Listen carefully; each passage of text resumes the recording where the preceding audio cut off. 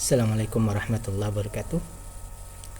Selamat sore, selamat berjumpa kembali.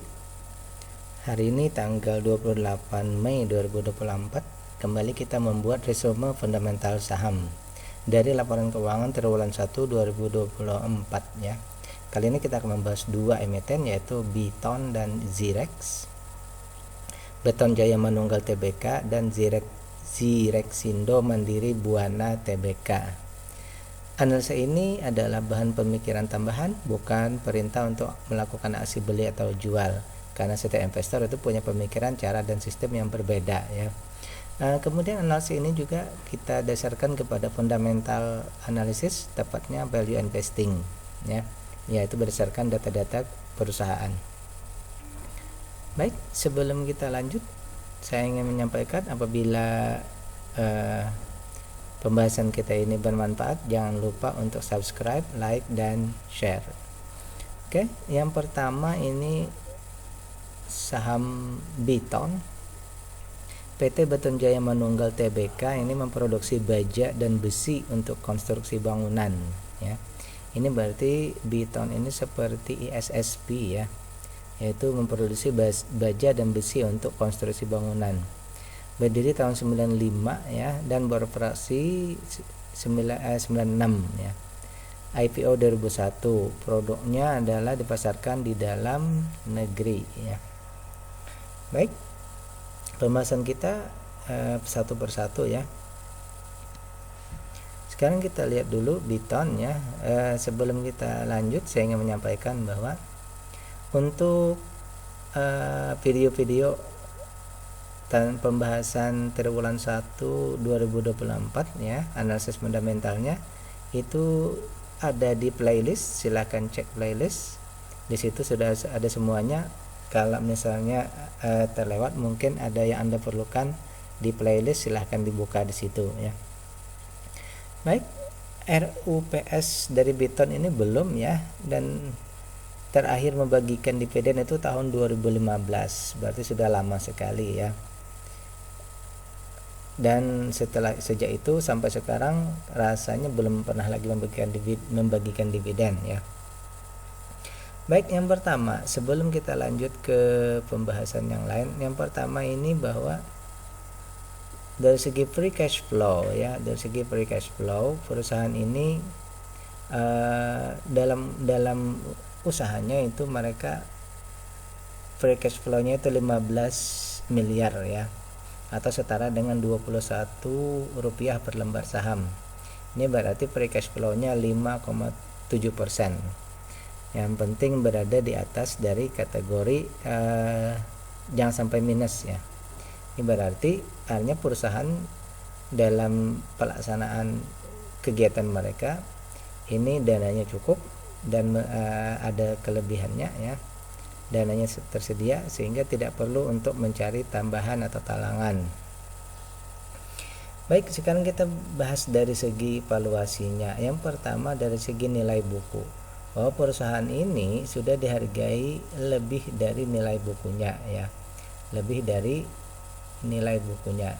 Berarti di sini perusahaan harus meningkatkan kinerjanya untuk bisa sampai ke harga yang setara ya. Tapi kalau dalam kondisi wajar seperti ini kan baru 10% lebihnya, berarti dalam kisaran yang kurang lebih aja ya. Walaupun harus meningkatkan 10% lagi, tetapi tidak masalah ini ya, dalam rentang yang wajar. Kemudian juga kita lihat bahwa perusahaan ini dari segi keuntungan yang didapat itu maksimal beli kan di 510, sekarang di 412, berarti ada diskon 19%. 19% ini ya, valuasinya ini wajar, tapi sudah hampir ke murah ya. Wajar, sudah hampir ke murah ya. Kalau 20 ke bawah ya, 20%, lebih dari 20% diskonnya baru kita valuasinya menjadi murah ya. Berarti sudah sangat dekat ya. Jadi simpulannya valuasinya berada di area wajar, kemudian perusahaannya juga dalam kondisi wajar ya, tidak ada diskon, tidak ada murah, berarti pertumbuhannya seimbang saja. Kemudian dari segi dividen tadi ternyata perusahaan tidak membagikan dividen ya.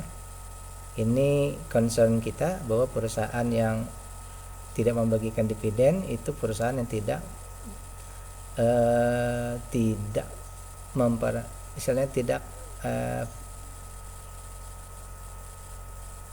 investor friendly, tidaklah kurang bersahabat dengan investor ya. Baik, sekarang kita lihat dari segi keuangan ya. Dari segi current ratio, dana aset lancar aman ya. Karena apa? Karena tidak ada hutang dan tanggungan pun hanya 40%, sehingga current ratio-nya besar. Nah, seharusnya dengan data yang seperti ini ya,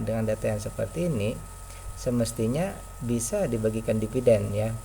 Karena hutang tidak ada, current ratio-nya lancar, tinggi, mestinya bisa dibagikan dividen. Apalagi di sini free cash flow-nya pun juga 5% ya. Ini yang perlu jadi concern kita, kenapa tidak ada dividen. Kemudian saham yang beredar di masyarakat yang 5%, di bawah 5% dan bertrading itu 9%, dan saham yang beredar pun hanya 11%, berarti perusahaan fokus pada pengembangan perusahaan. Oke, dari semua ini ya, simpulan saya cuma satu dari di sini, bahwa dividennya keuangan perusahaan aman, semestinya bisa bagi dividen. Nah, tetapi perusahaan tidak membagikan dividen ya.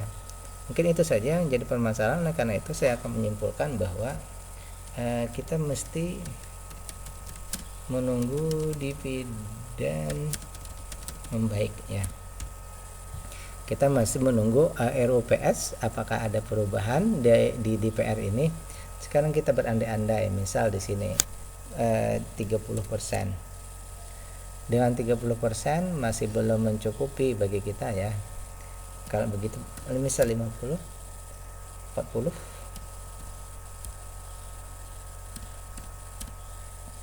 di 40% itu sudah mencukupi ya untuk istilahnya dividen investing ya. Tapi di sini karena perusahaan tidak membagikan dividen, maka otomatis kita hanya harus menunggu dulu ya, syarat itu terpenuhi. Oke, itu pembahasan kita yang pertama dari Biton ini, saham di bidang besi baja konstruksi.